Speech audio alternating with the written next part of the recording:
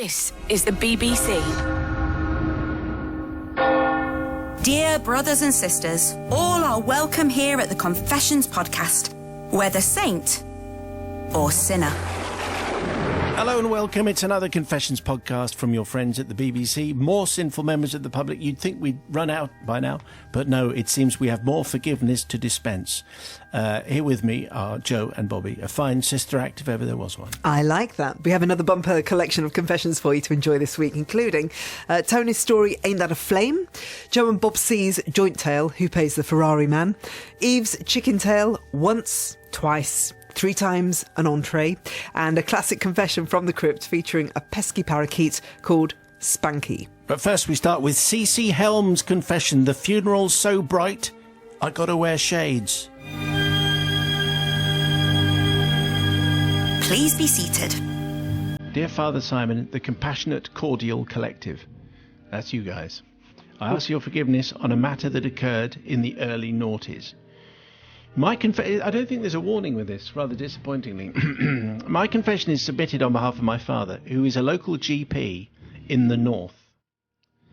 Although the experience hurt him far more than it hurt anyone else involved, I wish to protect his identity, as I'm unwilling for anybody to interpret his shady practices as hiding something more sinister, and thus protect his impeccable reputation.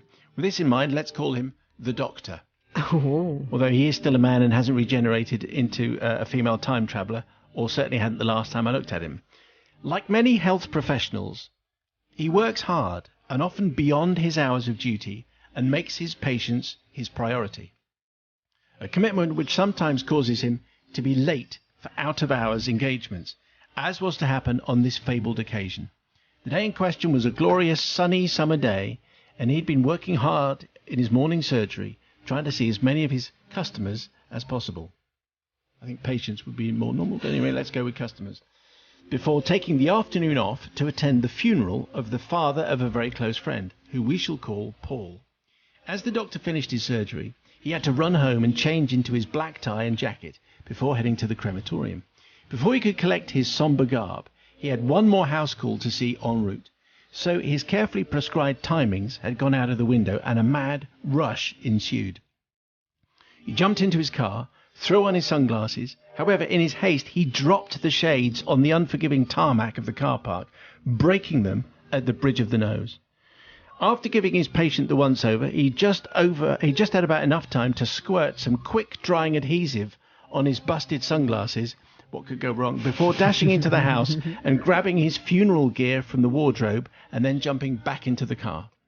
Fortunately, the hot weather and time of day meant that the traffic was relatively light, and the doctor was able to get to the funeral without further incident, although the unwritten rule of not arriving after the hearse was on this occasion unavoidable. He could see the coffin being unloaded in front of the church, but there was still time.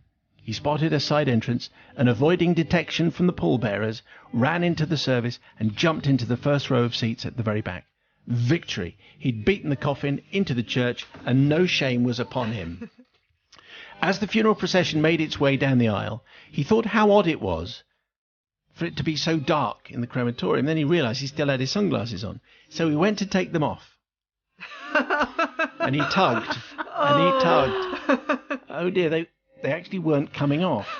And as he pulled, the pain that came from his right eyebrow was immense, as it was now all together with the sunglasses. They had become one. He was now superglued to the darkened spectacles. The Ray-Bans were right royally fastened on. Not wanting to cause a scene and scream, the doctor decided to leave his glasses on as he was sat at the back by himself, and he thought no one would see him. So there he sat, all dressed in black with his shades on, looking like he was a member of the Blues Brothers, which is exactly the right analogy, I think. That was until Paul came up to read the eulogy to his father.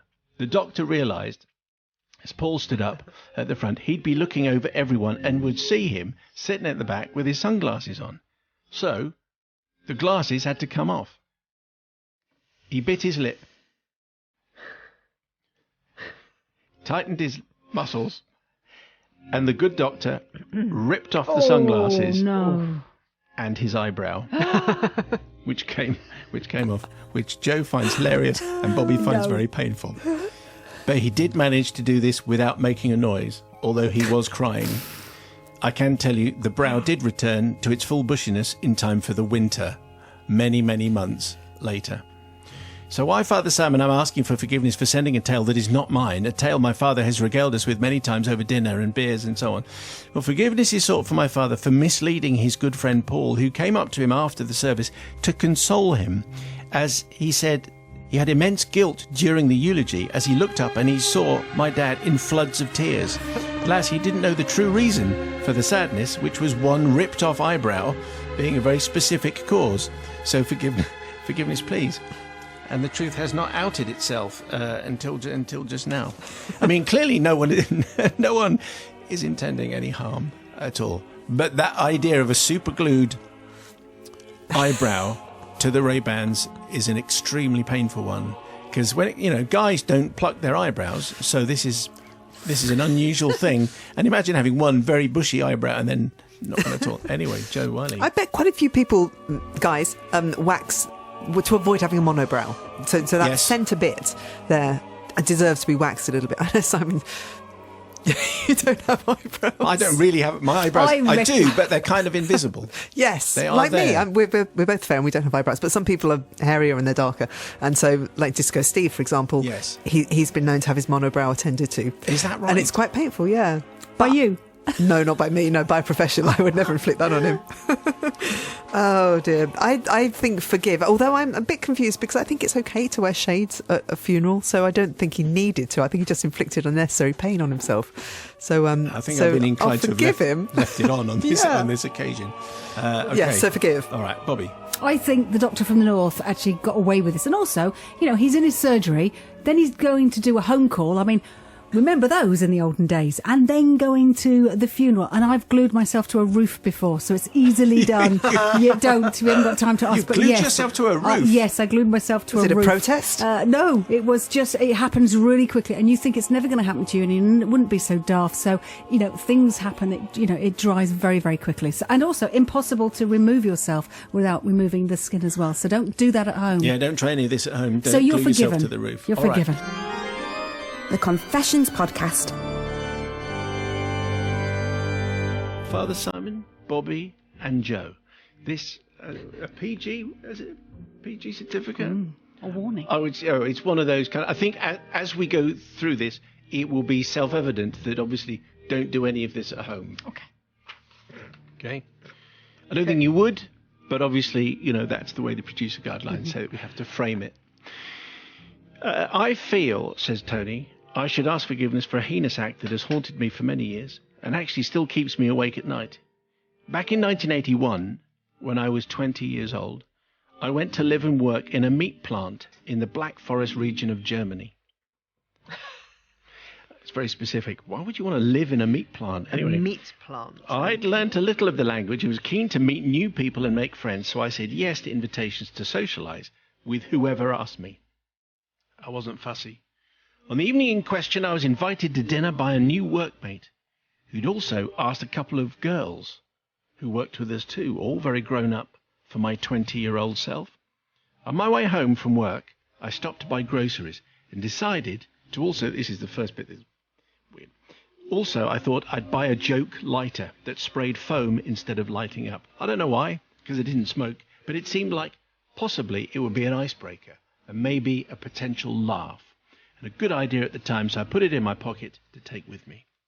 It was a very pleasant evening as the four of us sat around the candlelit table, enjoying some nice food and some German beer. And the other three were all smoking, I have to tell you, from time to time, because we're back in the 80s. The conversation was mainly in German. As you might expect, I found myself a little left out, but I did my best, and they tried to help me to translate and learn. So far, so good. Then the girls decided to visit the loo together, as girls do, and I spotted my chance to surreptitiously swap the joke lighter with the cigarette lighter the girls had been using. No one had noticed, and I couldn't believe my luck, that it was actually the same colour and style as her lighter. Well, I was awaiting for the moment when one of them went to use the lighter, and anticipating how everyone would find it so hilarious when it sprayed foam out, and then one of them reached for their cigarettes, and I could barely suppress my giggles as she extended her hand across the table to light her friend's cigarette, The joke lighter did exactly what was expected and sprayed a stream of foam. Forwards, mainly. Unfortunately, Father Simon and Joe and Bobby, this is where things took a rather dark turn for the worse. Oh, I'd be laughing so much if that happened to me, wouldn't you, Bobby? Oh, I'd find so it so seductive. hilarious. Oh, yes. You wait. The foam crossed the candle flame in the centre of the table and was immediately turned into a flamethrower, which sent a jet of fire shooting across the table directly at the hair of the girl who was sitting opposite. Now, we're talking early 80s hairstyles, which were plastered in hairspray, and so her hair was unfortunately rather flammable. Understandably, pandemonium broke out as they jumped up in panic and everyone rushed to her aid to try and put her out as soon as possible. They ran to the bathroom, damp it down, and repair the damage as best as possible. I must admit to being slightly in shock. But I had enough wherewithal to swap the lighter back and put the offending one in my pocket with a self-preservation instinct kicking in very strongly. I was, of course, very relieved when they came back from the bathroom and she wasn't hurt, merely a little bit singed around the edges, and rather confused about why she had found some foam in her hair. They could not believe what had happened, and no one could really understand or explain how this innocent-looking lighter, a perfectly ordinary lighter, which they tested and tested again, could have been so horrendously faulty. It was intended as a rather silly joke, but it went unexpectedly wrong in the worst way, and I know that I should have apologised straight away, but I missed my moment, and then I bottled it. This has, of course, weighed so heavy on me for so long, but since we never kept in touch, it's not been possible for me to apologise to them until this very moment. So I feel that the next best thing to actually being there back in Germany, back at the meat factory, back with those young ladies, is to actually ask forgiveness from you, to spread the forgiveness internationally. Because it was just going to be a joke. I didn't know. I didn't know. There was no warning on there. Anyway, Joe goes first. God, I'm so torn about this because I think if I'd been in that situation, I probably would have done the same thing and done that awful thing of thinking, I think I've just got away with it, so I'm not going to say anything. That made me a terrible person.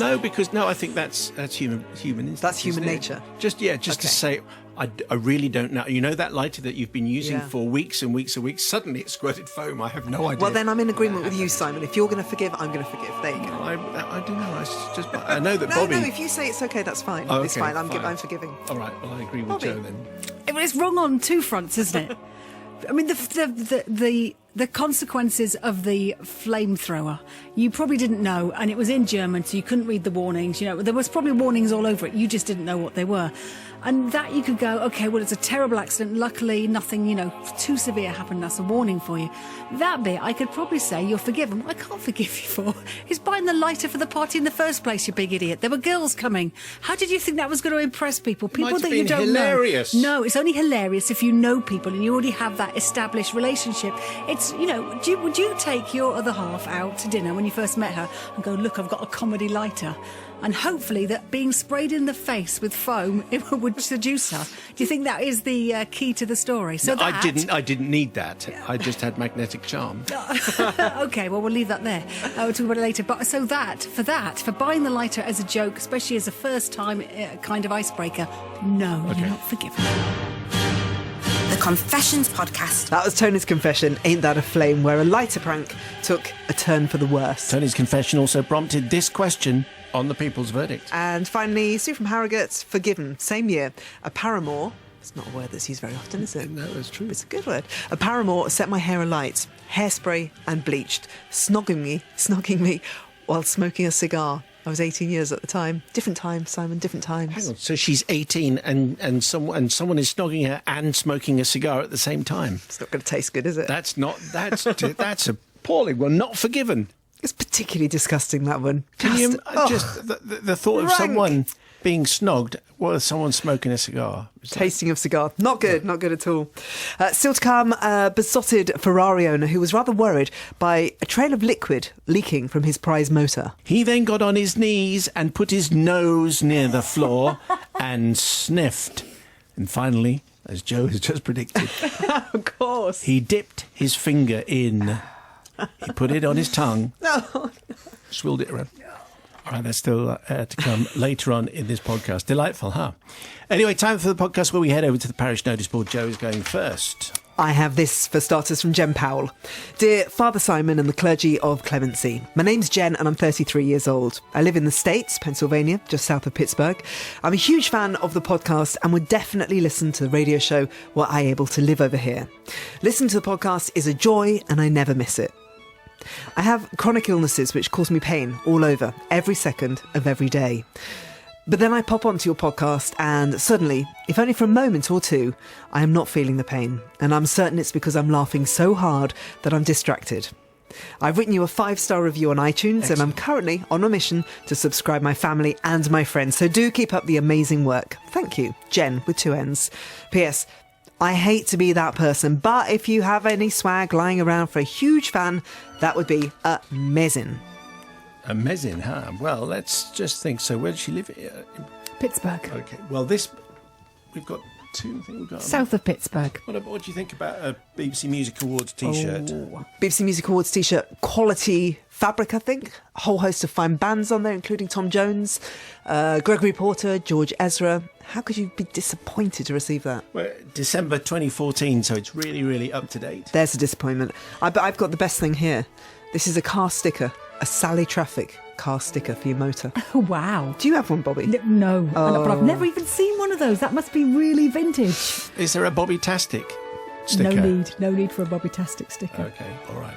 Anyway, so we'll say to Jen, thank you very much indeed for your email. Thanks for enjoying the podcast. We'll send you something which is cheap and in the post. Bobby, what have you got? I have this from Terry. It says, Dear Simon, Joe and Bobby, my wife and I have been confessionaholics for quite a while and look forward each weekend to listening to your podcast. My wife is a school teacher working long hours at a local school near Thetford in Suffolk. I drive at various times throughout the day or night and, as such, makes it very difficult for us to listen to your show live.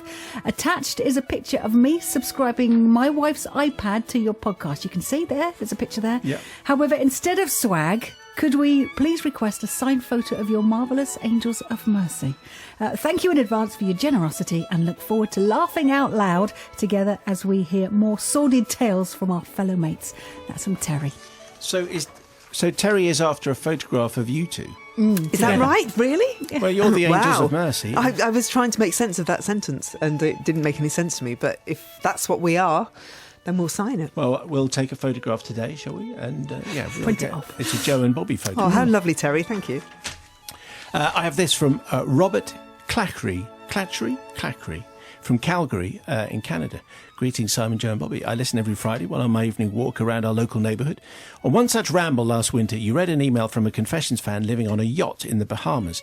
She wrote how warm it was and how lovely it was and how idyllic it was as I was slogging through knee-deep snow against a wind chill of minus 38 degrees Celsius. I'd have cried, but my tears would have frozen my eyes shut. How about that? I'm not laughing at you. Last winter, we had record snowfall with record cold temperatures, but I persevered with my rambles and confessions listening. I've burst out laughing at a confession whilst passing other shivering walkers who quickly veer away to avoid this laughing out loud half-frozen maniac in 5 layers of warm woolies and head draped in headphones and that quintessential Canadian wool hat known as a toque.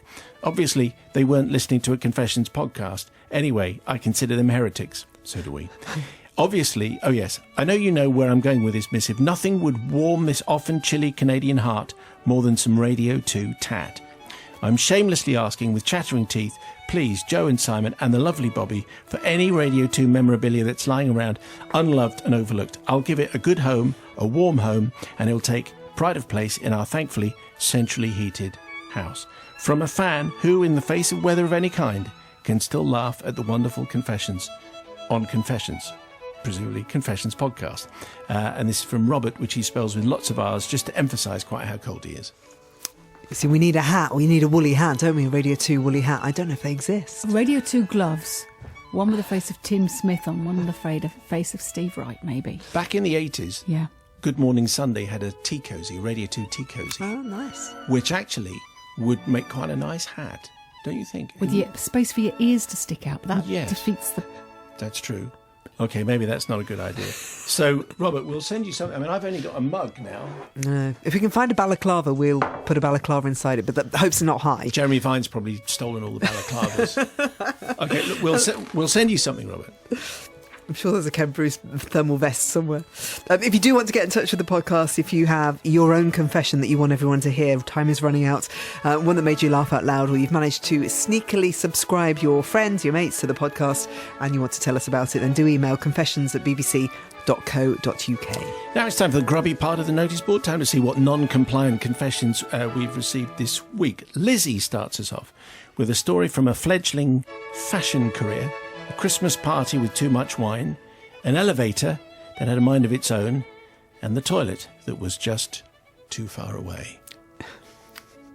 She didn't use the lift, did she, as a toilet? I think that's what she had to do. I don't think you have to do it. I think if you've drunk too much wine, really, that's the problem. Yeah, it's just that she was in an elevator, and what else are you going to do? I wonder how that fashion career went. Whether it ended that day as well. I don't know. Annette sent us a story about window shopping after a liquid lunch with her soon-to-be fiancé, strolling the streets of Glasgow in search of a perfect ring, and full of love, she reached down to grab her boyfriend in a very private place. Only her boyfriend was about 10 metres away, and he sounded quite different to the person currently thanking her. Yes, I think that's... But why did we could have done that one? That would have been okay. Because I've done that. Have you? Yeah. At work? No. Just walking down the road? Oh, the man I loved. I thought he was standing next to me at a record fair. So I put my hand in his back pocket, can I just say? Just in his back pocket, affectionately, just to say I'm here. Give it a tweak. And I looked sometime after, and the man next to me wasn't the man I loved. It was another man who had been saying nothing while I put my hand in his back pocket. I bet he was a loved back you. Pocket. It was just until, of course, the man I love walked up and went, "What are you doing?" And I said, "I thought that was you." Anyway, hilarious.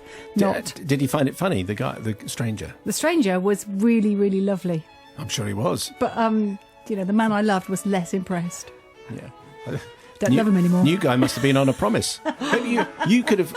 Have you set up with the new guy? With that guy? It was a long time ago. Oh, okay. Hey, very good. Okay, and I think it's probably going to be a not forgiven for Suzanne. Her quest to seek revenge on the girl next door took her to the medicine cabinet. Suzanne claims that she grabbed the bottle of penicillin accidentally. She says she gave it to the girl thinking it was lemon juice. But what we know is that the sick stain on the floor lasted weeks. I can understand why that didn't actually get on. So just to be clear, none of those are okay. But anyway, we'd like to hear them. Send your confessions, please. confessions@bbc.co.uk. OK, so it's time to get back to this week's confession with Eve's tale. Once, twice, 3 times, an entree. The Confessions Podcast. Simon, Joe and Bobby, this tale took place over 30 years ago when I was an innocent 17-year-old teenager. I was studying for my A-levels at school, and I was an active and enthusiastic member of the 6th form. So when I was asked if I'd like to take part in a fundraising dinner event, I leapt at the chance. The fundraising event in question involved cooking and serving a 3-course meal to 150 paying guests, including parents, school governors, teachers, and other local dignitaries.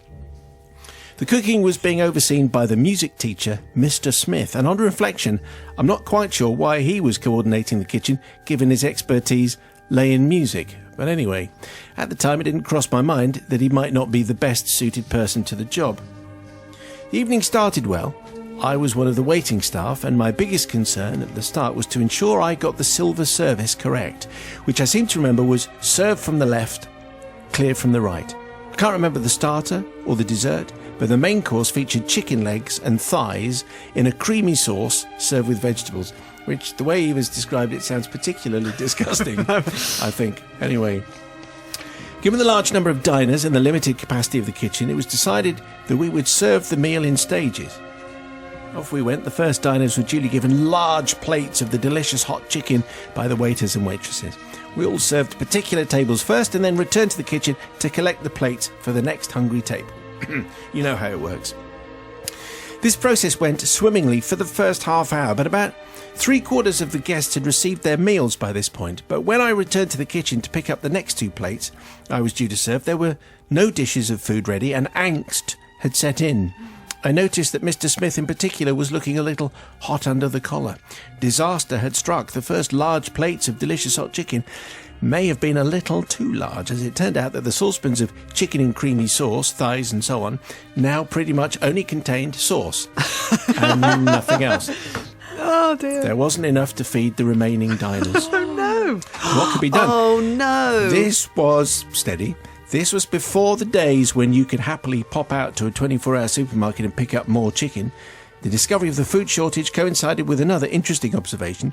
The plates of the first diners to eat were now being cleared away, but many of them were not completely clean. Presumably because the initial portions of chicken had been so big, quite a few dishes returning to the kitchen had either whole or almost whole pieces of chicken left uneaten on them. Some had been chewed, but mainly not. A dastardly plan started to formulate in our minds. It would be a travesty to let such good food go to waste, surely. And in many cases, the chicken looked as though it had been barely touched by knife, fork, or teeth, or gums. We decided to remove the least eaten-looking bits of chicken from the dirty plates and move them to the clean plates. How long did it take them to serve this meal? Some people have finished already. This chicken was then covered in generous portions of creamy sauce to conceal any fork or knife marks or teeth marks that might have remained. It looked like we might get away with it. But would there be enough of the returned chicken to feed all the remaining guests? To ensure that there would be, the waiting staff, myself included, then started to actively seek out plates in the dining area where large pieces of chicken seemed to be untouched and whisk them away. You're finished, aren't you? Yep. Okay, before the diner could protest. As soon as they'd pause for breath, we'd take their plates away. Thus, we were able to feed all 150 guests with the same chicken, and everyone went away happy and full, and most importantly, none the wiser, I think. I'm not aware of any subsequent ill effects of the chicken sharing, so I think we probably got away with it. There might have been some complaints about the temperature of the chicken being served to the last tables, but given it was a fundraising event and the serving staff were a group of teenagers, it would have been churlish to grumble too much. After all these years, I've decided to ask forgiveness for my part in this foodie affair, which must have broken every food safety rule in the book. I would especially like to seek forgiveness from those who inadvertently ate the chicken, which had previously been served and maybe half masticated by someone else sitting at the next table. And maybe they just sort of spat it out, but you never know. Yes, it's another revolting one, and Jo goes first. Well, I think was it Dee who said it? Was it Eve. Eve. Hang on, sorry about that. There you go. I'll just shout, it's fine. Sorry, it's all right. I just forgot where you were. Yeah, anyway, she said about it being a bunch of teenagers who were doing the serving. So I guess you don't, you can't expect anything less. This is such a terrible thing. It's so very, very wrong. And I can't possibly forgive. Bob, are you surprised? I thought you were leading up to forgive. No, I'm just saying this is just classic what teenagers would do, but it's a really bad thing to do. It just turns my stomach. Okay, all right, fair enough. You see, I thought Jo would forgive, and I was going to say, actually, I'm with you, Jo, because it's, I consider it a terrible situation, because the food didn't go on the floor. I really don't think it went in someone's mouth. They wouldn't have put that on there. Obviously, people had, you can tell a masticated piece of chicken from an un-one. So I'm just saying, I think you pick off the best, you put hot sauce over it, you didn't reheat the chicken, which I think is the clue here, the safety thing here. I think. No, that's right, you can't I'm do not that. an expert, and I'm not a chef. And you're so not a don't meat do that eater. at home, or a meat eater, no. But I think scraping plates and picking off. No, you take the bits of chicken food. off on a clean plate that hasn't been touched. I like and the fact then that they went up to hot people who are sauce. halfway finished and said, "You're done with that. We'll have that. So Thanks I very think much." Whisked it away. Given the circumstances, I think you were inventive, imaginative, and there's another word which I can't remember, and you are forgiven. Wow. Okay, all right, very wow. good. So a split verdict. The Confessions Podcast. Dear custodians of the confessional, for many years now I have pored over my bad behaviour in this episode and how I could have prevented things from escalating. I'll let you and the wider Radio 2 parish decide my fate and search inside themselves to see if they would have had it in them to do better. Can I say, if you're eating food or partaking of a beverage, this might have, as indeed Jo is as I dunk my biscuits. Just getting a cup of tea. It's just a little warning, anyway. The year was 1992. My husband and I were returning from a break on the Isle of Man, where he had a holiday home.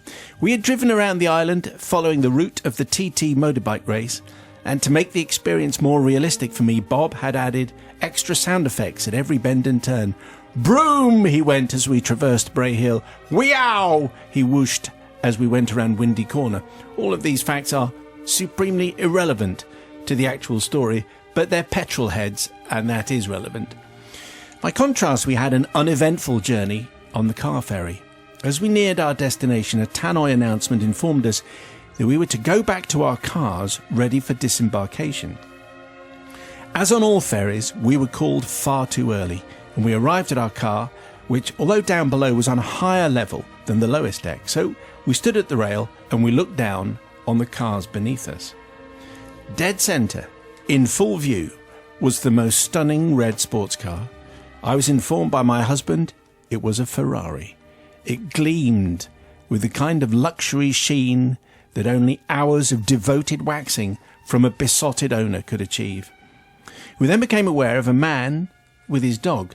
Now, this dog was shivering, and I assumed that he'd spent the journey asleep somewhere in another car, and he sniffed around, and then he lifted his leg to relieve himself on the back wheel of the aforementioned as they do, Ferrari. as they do. God. It was an act of class war, basically. It was a long relief, and there was a long trail of fluid flowing down away from the car. The man and his dog continued, and they carried on with their walk, and then they disappeared. Then a fashionably dressed young man turned up in a pair of expensive-looking fawn trousers, a smart jacket, and a cravat. Aye, aye.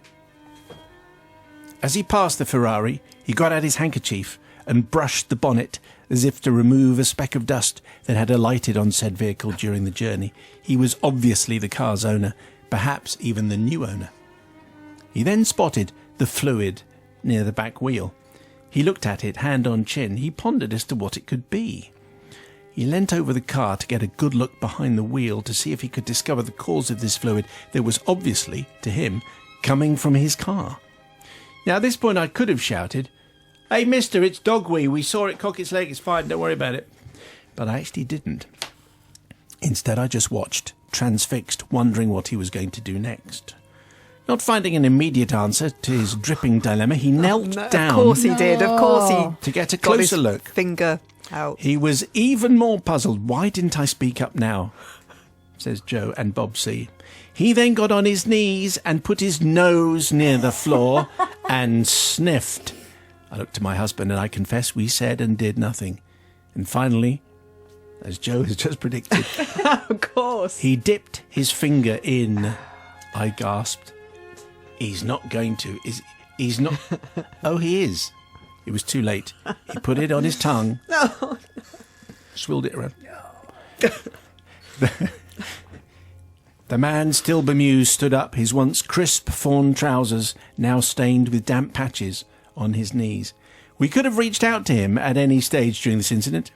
We could have stopped the poor man trying to find out what had happened with one simple eyewitness explanation.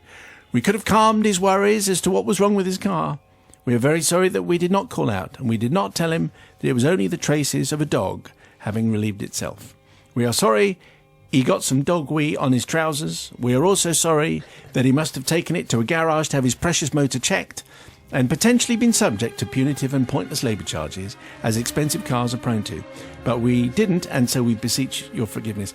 I think the assumption, Joe and Bob C, will definitely be, if he's got a spotless new Ferrari, he can probably afford a quick trip to the garage just to make sure that wasn't brake fluid. But anyway, it's an interesting tale, and I think we'll get some good answers to this, and Joe goes first. No, not forgiven, because dog wee is disgusting and it smells really bad. Why is it disgusting? It means just dog wee. Because sometimes it can be very intense and very yellow and very, very fragrant, and it's not the kind of fluid that you want to dip your finger in and taste at all, or get on your trousers. So no, they absolutely watched this whole thing unrolling, unfurling, and then they didn't say anything. So I can't possibly forgive. I have a dog who does this all the time, and it drives me absolutely mad. I've got long curtains, and he's done it for the past 2 days. Really? And so yeah, I'm speaking with experience here. I can't bear it. Do you think we have many listeners with fawn trousers and a cravat? Because I found myself tempted to be rather rude, and then thought, no, I think that wouldn't be fair. No, that wouldn't be fair. Okay, No, there will be many of them listening. Okay, fair enough. Anyway, young Joe has spoken, and now young Bobby speaks. You see, the thing is with this is, if anyone's had a car and just parked it up, gone out, and then seen that big puddle and gone, oh oh no, is it the radiator? Had he touched it and felt it between his fingers, it wasn't oil or brake fluid, because it would have felt different, it would be more visceral. But again, it could have been, he might have just had straight water in, so it could have been, or fuel, which had been much more dangerous. So the thing that would have is, smelt very... Well, yeah, that's what I probably was sniffing it and then thinking, well, it's not fuel, but it's too watery for brake fluid or for clutch fluid or anything like that, and it's not engine oil either. So I think you should have stopped. So I think I can't forgive either. No, but I no think what's way. going on here is, of course, it's a Ferrari owner, and I think it's not against a car owner; it's against the Ferrari yes, owner. if this Naked jealousy. Yeah, that's right. If this had been an ordinary Fiat, it would have been no. I think everyone would have been on your side. I suspect because it's a Ferrari, people are going to say something different. The Confessions Podcast. A confession there from Joe and Bob C, which we called Who Pays the Ferrari Man? And if you missed the confession going out live, then you wouldn't have heard the reaction on the people's verdict. So here's another chance to hear one of our favourite responses. And finally, forgiven, I'm an ex-RAF mover, and we frequently used to go behind the aircraft wheels. Oh, okay. Just so that the techies would check what it was. Oh, really? That's Yeah, interesting. Yeah, corporal punishment is stuck on the A1. So that's it from this week's batch of confessions. Send in your own, please, on the email confessions@bbc.co.uk. But the podcast fun isn't over. I know you might think it hasn't even started, but anyway, we have got a confession from the crypt. Yeah, this one's been requested by Emma, who says, "Hello, Simon, Joe and Bobby. I would love a confession from the crypt. I have searched your podcast, but I can't find it. The detail I remember is that it had a parakeet, there was a young girl, and her very first words were Spanky. When I heard this confession, I would just randomly shout out the words Spanky in Simon's accent." Oh. What is your accent? Well, I don't know. Spanky. It would make my dad laugh, but also embarrass him. I really, really hope you can find this. Thank you. That's from Emma. Well, Emma, the good news is we have found it, and here it is. The Confessions Podcast. Father Simon and the Heavy Collective, I'm writing to you to clear my conscience of an act in which I was entirely blameless. I think we'll be the judge of that.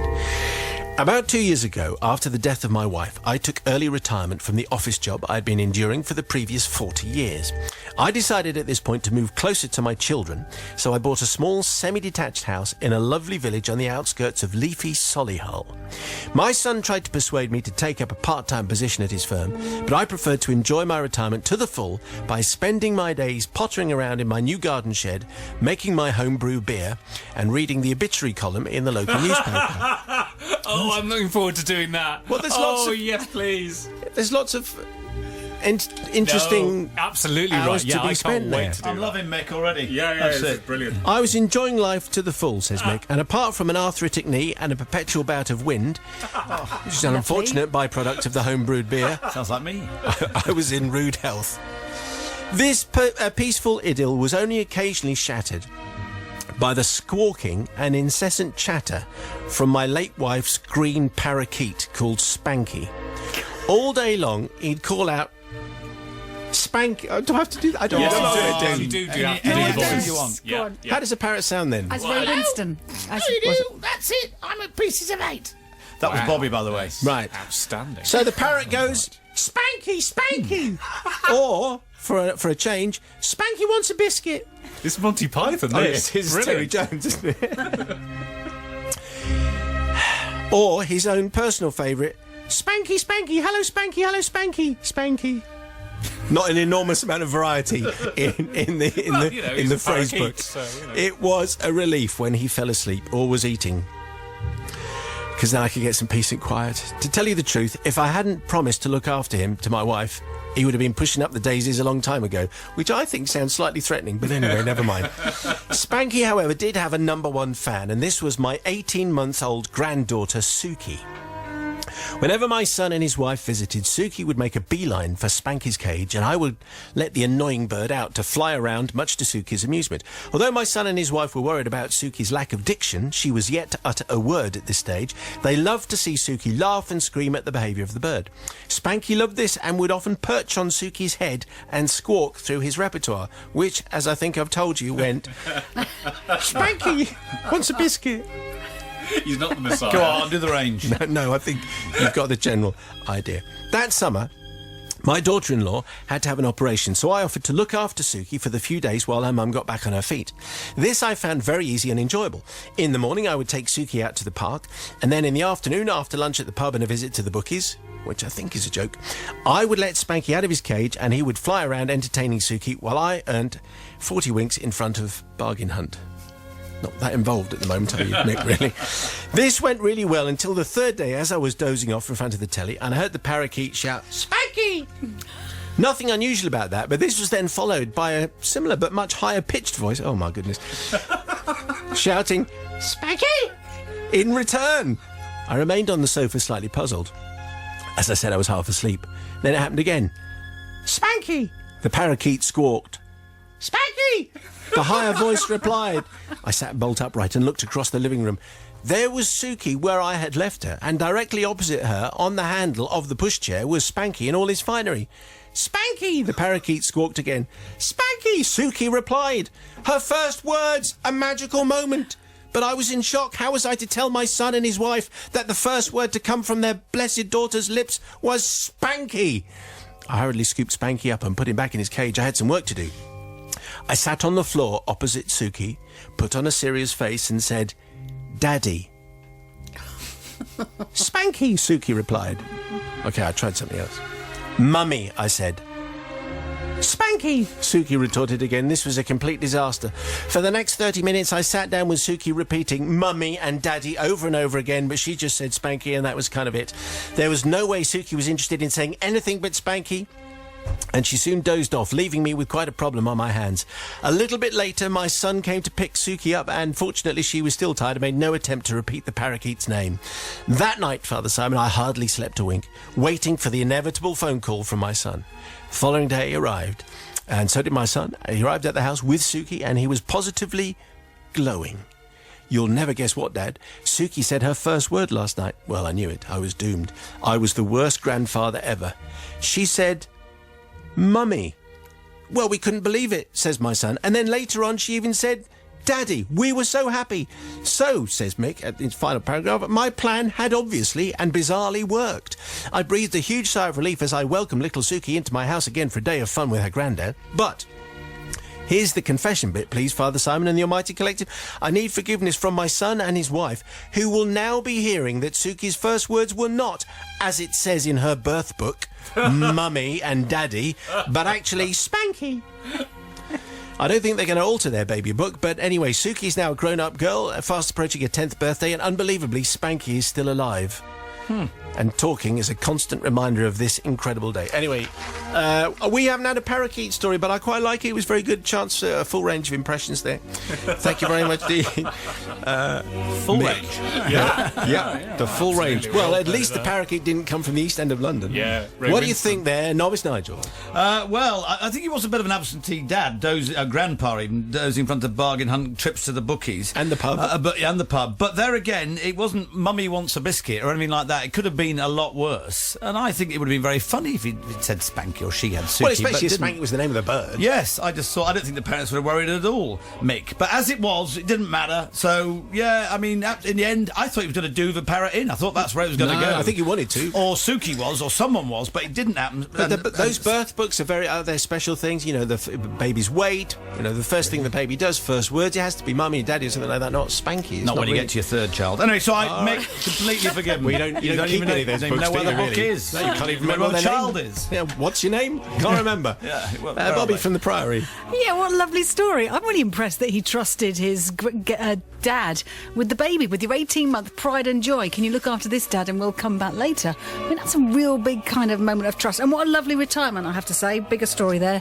What a lovely way to mix with your family. Look after your granddaughter. I have to say, the combination of Spanky and any other word actually filled me with fear for a moment, because you never know what that child could have said. I think what you could have done is you just go, now they know. It's a lovely, lovely story for the child. You are forgiven. Add a footnote. Yes, Whatever. Well, Matt. yeah, I mean, no one, everyone lies in those birth books anyway. I mean, it's Do they? all, yeah, absolutely. And as far as as far as first words are concerned, who can remember what people's first words? And it's always first word was mummy or daddy. No, it's not. It's always something else. Yeah, exactly. Or it's something rude. So I am definitely going to forgive, if for nothing else, than the number of times we've had the word spanky in one confession. That must have been in the hundreds. Do you think? So definitely, well done for that. The Confessions Podcast. That was your confession from the crypt this week, and I thought it was beautifully written and interestingly observed, and you can understand the grandfather's conundrum. But it was a nice tale, and the voices there, I think, were definitely Terry Jones, sort of Monty Python-esque. You can imagine how you wouldn't want your first child's or your grandchild's first words to be spanky. You wouldn't want to be responsible for it, would you? At No, all? You'd no. definitely try and deflect the blame completely. Anyway, it was a fine suggestion. Thank you, Emma. If you have a request for a vintage confession, then do send over the details that you remember, all the little details, to confessions@bbc.co.uk, and we'll do our very best to dig them out of the crypt. If you made it to the end of the last podcast, we ask you to tweet me the phrase lots and lots of acolytes. Thank you to Dr. Cat Day, Neris, Mr. Paney, Ed Ross, and all the others who tweeted just that. This week's code phrase to be decided by Joe. Oh, what a rich choice we have today. We saw it cock its leg, sprayed a stream of foam, Yes. and perpetual bout of wind. Yes. Or Spanky wants a biscuit. What do Let's do you think? Spanky wants a biscuit. Yes. Okay. This week's code phrase is Spanky wants a biscuit. If you do have something to get off your chest, again, do send in your confession to confessions@bbc.co.uk. And you can subscribe to the Confessions podcast and hear the show 5 o'clock weekdays on BBC Radio 2. Thank you for downloading this podcast from the BBC. Your friends. Can you get any lower? Not really, no. I didn't think so. The Confessions Podcast. Go in peace. Hello, it's Ken Bruce from The Ken Bruce Show on BBC Radio 2, the home of Popmaster. Do you love a quiz? Do you know your music? Do you know your Dolly Parton from your Dua Lipa? Your Status Quo from your Simple Minds? Your Ed Sheeran from your Electric Light Orchestra? Well, if you do, I think you're going to love the Popmaster podcast, which is available now. It's your chance to hear our daily music quiz from our weekday morning show, where we test your pop knowledge over the last 50 years. To make sure you don't miss an episode, subscribe to the Popmaster podcast on the BBC Sounds app. You know you want to. Listen to more podcasts from Radio 2 by downloading the BBC Sounds app.